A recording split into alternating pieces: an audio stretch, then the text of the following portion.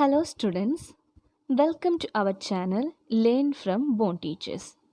This is the part 4 video for the chapter Human Health and Disease. Today we are going to learn about AIDS and the HIV infection.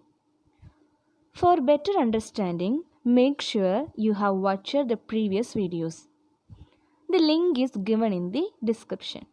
So let's start the session.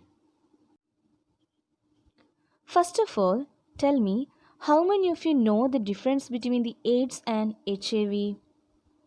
Simply, AIDS is the disease and HIV is the virus which causes AIDS.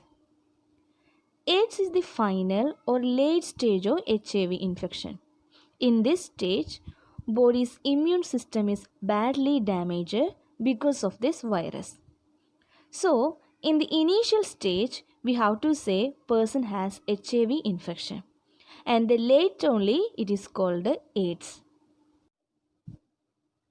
So, when a person with HIV is considered to be an AIDS patient, to understand this, you have to know what exactly HIV virus doing in our body.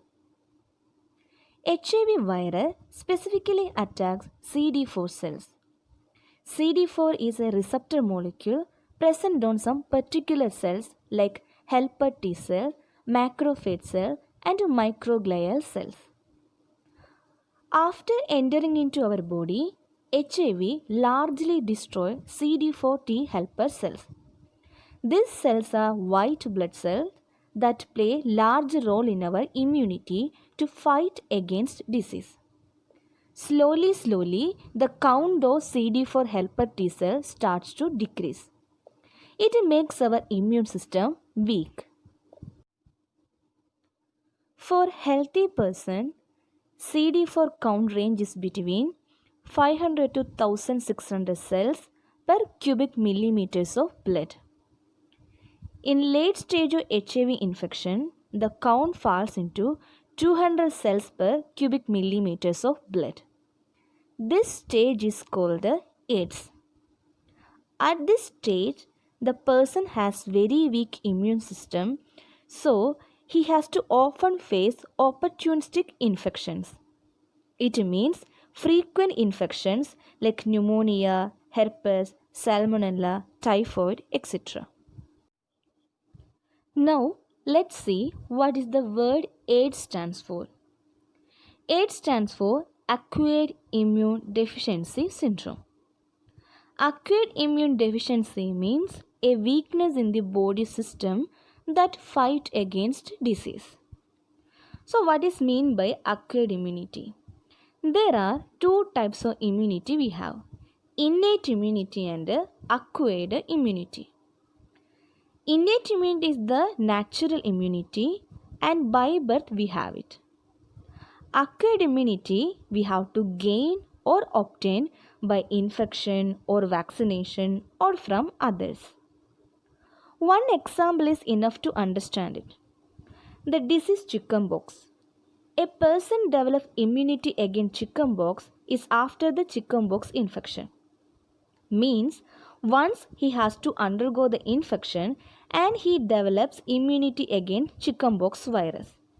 So next time he will not get the same disease. Such immunity we gained or obtained is called the acquired immunity.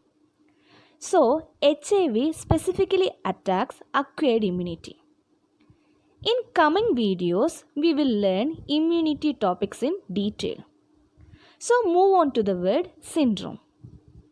Syndrome means a group of symptoms that make a disease. In a nutshell, AIDS is a condition in which a person going to lose his acquired immunity. AIDS first discovered in 1981 in USA. And we all know it is caused by the pathogen HIV, human immunodeficiency virus.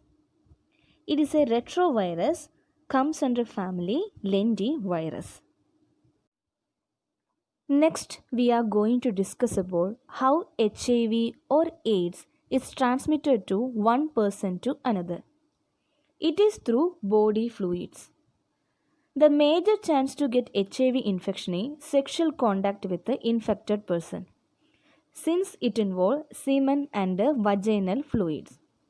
Next, we can say contaminated blood, if we are receiving HIV person's blood, or sharing blood contaminated needles for injecting drugs and vaccine. And the second major chance to get the infection is mother to child. Infected mother to fetus through placenta, mother to newborn baby through breastfeeding. Then can be contaminated razors or blades using shaving. The last one by organ transplant. HIV person can be a organ donor. And students, there is no need to worry about to mingle or make friendship with a HIV positive person.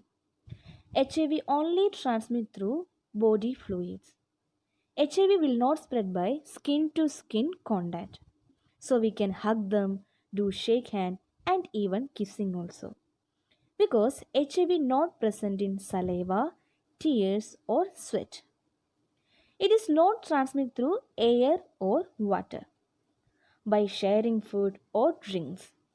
And there is no need to hesitate sharing a toilet seat or towels. And most importantly, HIV not transmitted by mosquito bites or any other insect bites. There are two main groups of HIV, HIV-1 and HIV-2. HIV-1 is most common and infectious. HIV-2 is relatively uncommon and less infectious. Like many viruses, HIV also has the ability to undergo mutation and change over time. So within the main types of HIV, there are many genetically distinct subgroups. Worldwide, the predominant virus is HIV-1 and accounts for around 95% of all infections. So students, the session ends here. For NEET exam, it is very important to learn HIV structure and its replication in our body. That we'll discuss in the next video. If you like the video, please press the like button, subscribe our channel and share with your friends. Thank you for watching.